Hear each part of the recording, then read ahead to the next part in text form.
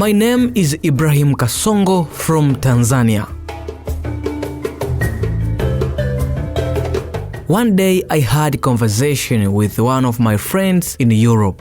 She came from one of the greatest countries in the world and a former colonial master of African countries. She asked me to tell her more about my country. Without hesitation, I started to tell her about the history of Tanzania before independence. She was shocked when I told her that my country was born in 1961 and later on joined with Zanzibar to form Tanzania.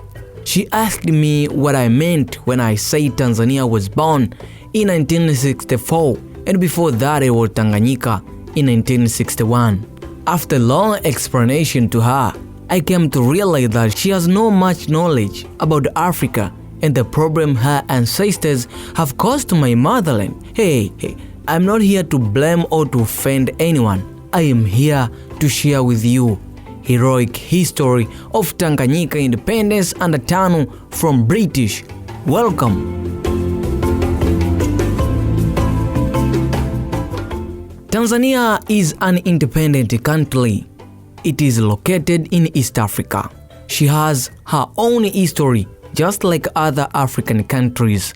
But what makes her story unique is how she got her independence and later started to help other African countries to be free. You cannot mention Tanzania without mentioning the name of the father of this nation and the first president of Tanzania, Mwalimu Julius Kambarage Nyerere. He led his fellow to fight against colonial regime under the umbrella of TANU. Nyerere faced a lot of cumbersome during his struggle to make Tanganyika independent, but he was willing to abandon his job of teaching over politics. After a long battle with British, finally Tanganyika got her independence in 1961 under TANU, and Nyerere became the first prime minister of Tanganyika, and after 1 year, he became the president of the country. If you come into my house and steal my jacket, don't then ask me whether I'm ready for my jacket. The jacket was mine. You had no right at all to take it from me. Yes, but it takes long. It may take a long time to go to the high courts and appeal and get all this done until I get my jacket back. But you have no right at all to ask me whether I was ready for my jacket. True. The mechanism of whether really I can look right in my jacket when I put it on, this is different. I mean, it may not be as, I may not look as smart in it as you look in it, but it's mine.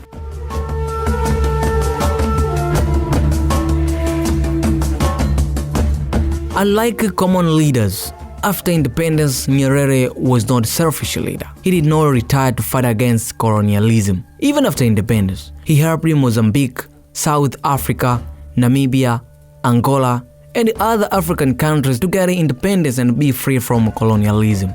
According to him, he believed Tanganyika, later on Tanzania, could not be free until all African countries are free. I'm a great believer in unity. I believe in the old adage, unity is strength. Mm-hmm. This is truly, it is strength. And the human race would be much stronger if we were united.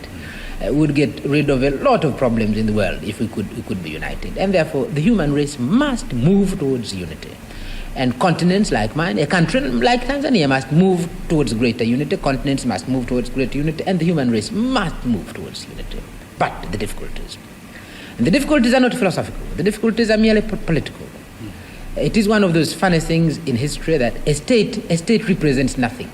It's sometimes accident of history.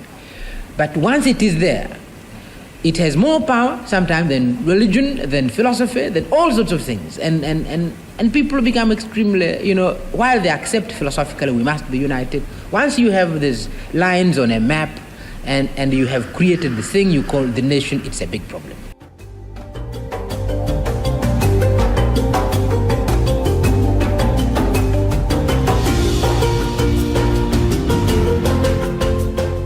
We cannot finish his heroic scenarios. Let's save them for next time. So, just to be precise, Tanzania is the end product of a union of two independent states.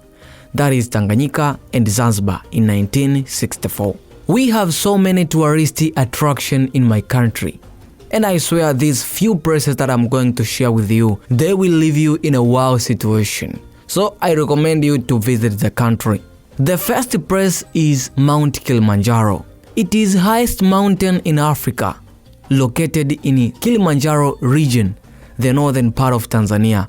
This is where you will be able to feel all Africa once you climb on its peak, because it is the highest point in Africa. Yeah. Secondly, Serengeti National Park. It is one of 7 world's wonders, as it has animals which shift annually from Tanzania to Kenya. It is located in Arusha region, the northern part of Tanzania. Third, Ngorongoro Crater.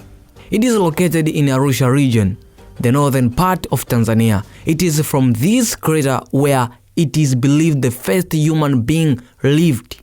So if you visit the crater, you will learn not only its history, but the history of mankind. Guys, I recommend you to visit the crater. I was there 2 years ago. It was a craze. It was real. You will feel like a free, full of relaxation, Fourth, Mikumi National Park. It is located in Morogoro, few kilometers from Dar es Salaam city. In this park, you will have a chance to see big 5 animals like elephant, lion, leopard, giraffe, rhino, and many others, of course. But also, the most important part of Tanzania, you have to make sure that you visit Zanzibar Island. You'll have a good time enjoying the sea view, the old houses structures, and of course, not good, but we have to mention it, the history of slave trade.